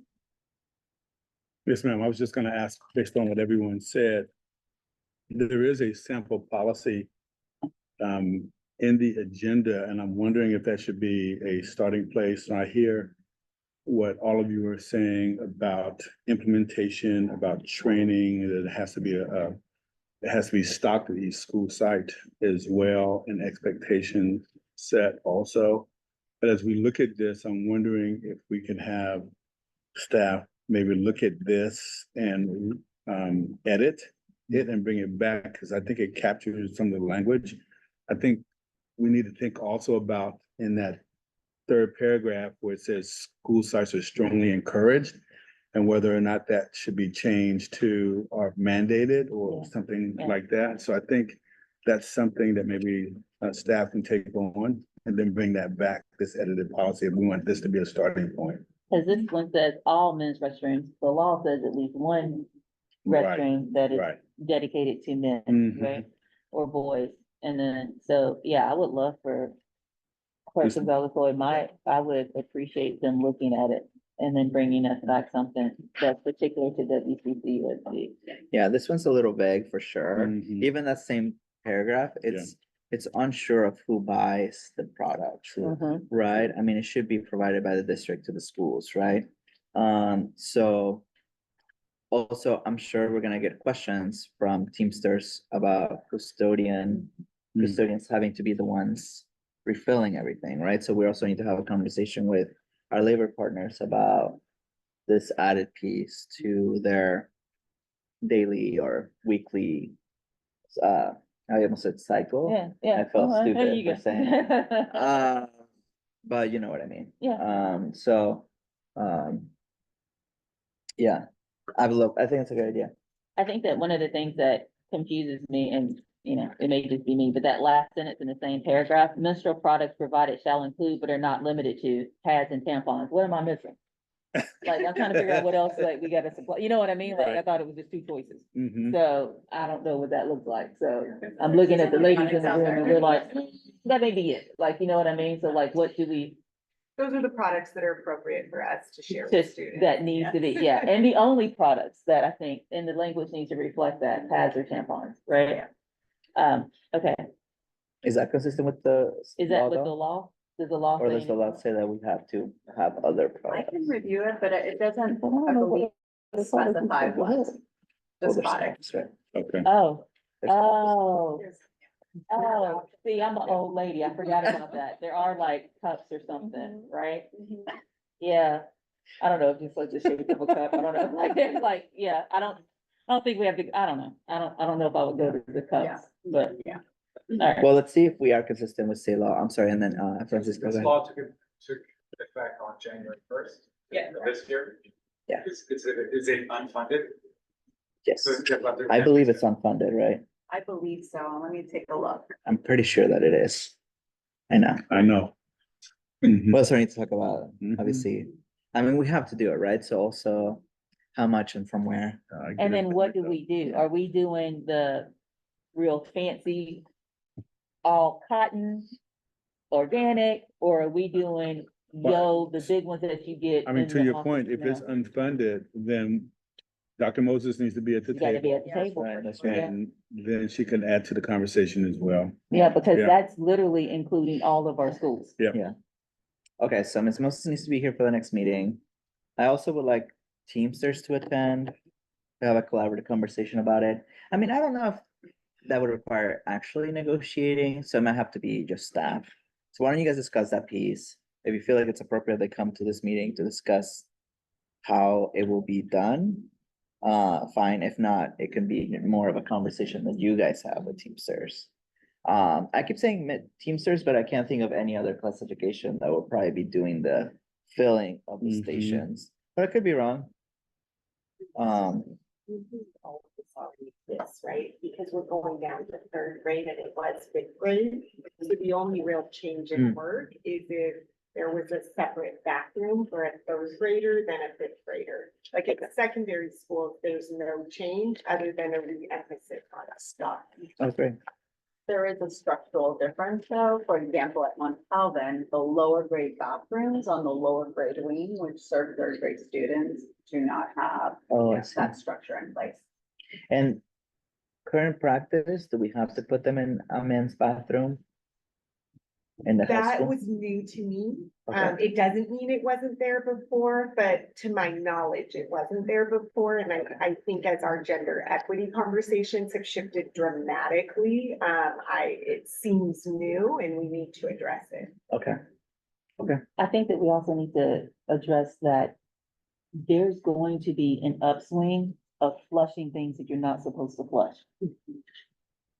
When it's in third grade bathrooms, when it's in male bathrooms, there's gonna be an uptick and that will mess up the plumbing. So what does that look like? Come on in, Melissa, Melissa, come I sit have- down yeah. and have a conversation, because then it needs to be, what is the discipline with that, right? Because if you keep tearing up these toilets or the plumbing, we don't have money. So how do we make sure that we're doing this within the law, but it's that, to Mr. Booker's point, it's always the education piece. How are you rolling it out? What's the accountability that's attached to it? And are we suspending Johnny if he can flushed it and messed up the toilet 5 times? Like, what are we doing? What's our discipline matrix, right? What do we have to do? And how do we educate around the issue? I'm complete. thank you. One last question. Yes. Do we have any, or do we know if there are, receptacles where the products can't be exposed, like at every stall? So that's actually a challenge. I mean, when I was a principal, it was a challenge. They are built in and that's like a vandalism issue. And then students complain, right? Because it's not there. I'm embarrassed. I don't want to walk out of the stall to use the trash can. So that is another component. Just looking at the bathrooms even here, I don't know, I noticed them because we were having the discussion. By the way, they're not stopped. Yeah, they're empty. I tried it just because we were having this discussion. And there's not a place for it in this bathrooms, right? And this is our newest building. Yep. Well, actually, not as of today. We have one newer building, but our most expensive Yeah. building. So like, so anyways, yes, we have still kinks to work out through, but why don't we have a goal to bring an update at the next meeting?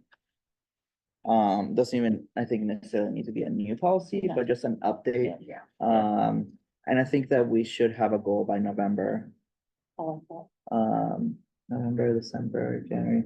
I think by our November meeting to bring it, the final draft of the policy so that we can bring it to the full board by end of November or December, the latest. Implementation timeline. Or January, yeah. Got Okay. it, sir, yeah. Okay, wonderful. Any last thoughts? Thank you so much. Okay, we're gonna now move to our last policy, which is suicide prevention. Ms. LaShanta Smith, that's with you.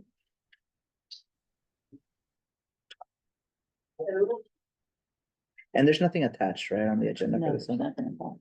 So nothing is attached here on the agenda, but we have been spending some time over this last year in drafting a revised suicide prevention policy. What we did was we needed to make our policy more user friendly. And so we took out jargon and took out language that was unfamiliar to just our community, right? To ensure that our policy meets standards related to the readability. So we had to revise the policy so that it is a 5th grade or about a 5th grade level. And so that's what we did. We also went through and made sure that we addressed suicide as a real issue. But we want to focus on prevention of suicide. As a school district, we do have a legal and ethical responsibility and obligation to protect all of our students. And so that's why it's important to have a suicide prevention policy.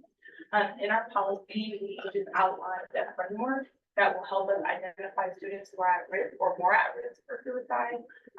It also addresses how we as a district intervene when a student is suicidal and how we offer support before crisis occurs. Our whole policy is based on prevention. We want to prevent suicide from occurring. And then we do have resources if suicide does occur and what the crisis response looks like. The policy is not attached. However, I did share it already. And so my hope is that we can bring this back to this committee. And we could look at it and take steps to adopt it. Thank you. Yes, I mean, I think, oh, sorry, Dr. Oh, no, go ahead, sir. I like the idea of us taking the next month to review it. Yep. I would like, just because of the importance of it, for us to move as quickly as we can on it, especially if now we're gonna do 2 readings with the full board. But we still need to discuss that piece. Why don't we, give thoughts to Ms. Smith in the next month? Let's attach it to this agenda so that there'll be no place to have access. And then next month we'll review it with hopefully feedback if you get any on it. Has Cabinet seen it? Well, we do have it, so Oh, I have not seen it, but I was wondering between you, LaShante and Rosa, can we get a red line copy or side-by-side copy? great. So that That'd would be be great. Yeah. Okay. Thank you. I think my only comment on this is education. If we are having a preventative policy, how are we ensuring that everyone who has eyes on students Mhm. understands signs, how to have conversations, how to refer up if you need to, because as mandated reporters, we need to be trained on what we're looking for and how to have conversations with. I think that we're not trained counselors or psychologists or psychiatrists, but we need to be able to recognize and have relationships and refer, right? I think that it would be good to talk to our other campus sites that have, health vans and kind of get some kind of alignment. Like, is this policy gonna go into every health center that's there, and we're training those people who we may contract out to? This is what it looks like, right? This is what we're doing, because we know that suicide is not just a high school thing. It's something that's compounding, and the action may be taken in high school, but the thoughts may occur in 3rd grade. The feelings may get exasperated in middle school. So how are we training at every level? And again, how do we train our parents? When you hear your child say X, Y, and Z, dig deeper, refer them out to a counselor, make sure that you have. So I think that having this policy with wraparound resources available is key. I think not just preventing it is amazing. Preventing it without having resources to impact it, I think is just us checking a box. So I want to make sure that we're able to have these conversations and we train our teachers and our yard supervisors and our cafeteria workers and everybody who has a pulse on students to be able to have a flashlight on it and have a lens on it. And actually really train our parents. I'm complete. Thank you. Okay. Any additional thoughts? Okay, thank you, Ms. Smith. Thank you, Oh, sir. sorry, Just one, you catch me every time. so- So you said it wasn't attached to the agenda, but it's an out. We're gonna attach Ms. Smith's copy, and then we have another copy from Title IX office. We're gonna touch them both, and then we're gonna take the next month. If you could also review, oh, the same? If you could also review it, and then we're gonna send all feedback to Ms. Smith. So then next meeting, we're gonna review kind of the final draft of it together. Yeah. I think that's good. That sounds good? And Okay. she's gonna add that policy. For the estimate. Thank you. That'll be cool. What are we Just looking on at the- now? Yes, sir. Oh, we're gonna look at it. She's adding it right now. Okay, so we're gonna look at, so you wanna look at it now? Yes, sir. Okay, Ooh, is that, Rose is updating our agenda? yeah, so do Is we this have to one from refresh? CDE? Is it one of their This first is from CDE. Yeah. Sorry, I'm totally confused. So this one is the. But this one is, It's the So- same. Is the same? okay. Okay, so we don't have to review it. Okay. I was like, what's happening?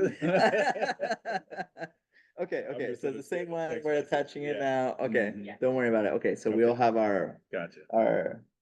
I'm confused. Oh, Don't worry about it. Yeah, wait. yeah, don't We got confused ourselves. So they are attaching right now to the agenda, the policy that Ms. Smith walked us through. Okay, So then for the next month, we'll review that policy that's attached, got it. and then we'll send feedback. Got it. All right. Okay, we're gonna move now So to item that's- 6. yeah. Yeah? Yeah. Okay, so review of our wait list, we, and kind of the next agenda, my proposal is that we do the following at the next meeting. One, we'll review the final draft of the suicide prevention policy. 2, an update on the menstrual equity policy. 3, we'll discuss the policy on new COLA received. 4, we'll review the resolution on cell phone use at schools. Mhm. 5, we will review a new policy on preservation of school-based art. And then if we have time, I propose we do 6, which is policy on charter co-locations, which is also a new one. Now, our list on here is kind of all over the place, so we need to like redo it. So I will take that on if it's okay with the committee. We also had another one received this last week, so I will add it. We have a couple like it's like the same policy, but it's like written twice differently. So for example, the number 8 and then number 13 is the same thing. It's just Mhm. one's, yeah. One, I think Dr. Hirsch wrote, and then the other one And I I wrote, wrote, but yeah. it's the same thing, Mhm. yeah. So how about I clean it and then I will send it to, actually, I'll send it to all of you to review. Is there a way that we can create a tracker to where, like, this is what we talked about, this is where it is, it's in review, this is where it is, it's gone to Mm. board, this is where it is, it's approved, just some kind of like That's a good idea. tracker that we have, so we'll know where we are Mhm. in the. That's a good idea. We're gonna go to that. Do that. She started one. Oh, Rosie, awesome. you started a tracker. Okay, why don't we do that? Thank you. And then if we can just start attaching that, I think that'll be much easier. Yeah. Yeah. Thank you so much. I like that. Any other thoughts? Anything else on those, on that kind of our next agenda? On the list, no, I think that I would love for Ms. Smith to look at number 15. The policy that governs district's response to a death of a student. I think that's totally like in your lane to talk to us about, you know what I mean? Doesn't have to be at this next one, but I would like just her to, or Ms. Smith to be on that. Yeah. I think Ms. Rosa on the tracker, I think that we also should have a space that says who needs to be at the table during the discussion, Mm, right? So you list those people that we know need to be at the table when we have those discussions, because then it moves us faster forward, moves us forward faster. I'm complete. yeah. Okay, are we at the end? Yeah. Okay. Okay, that sounds good. Any final thoughts? Inclusion school. Okay, so we have our next steps. And then we don't have a date yet for our next meeting. We will schedule in the next few weeks and then we'll announce it. So thank you everyone who watches this later. Thank you to our UTR partners for being here and for our cabinet members for joining us. Hope everyone has a good night. I adjourn us at 4:10. Thank you. Awesome.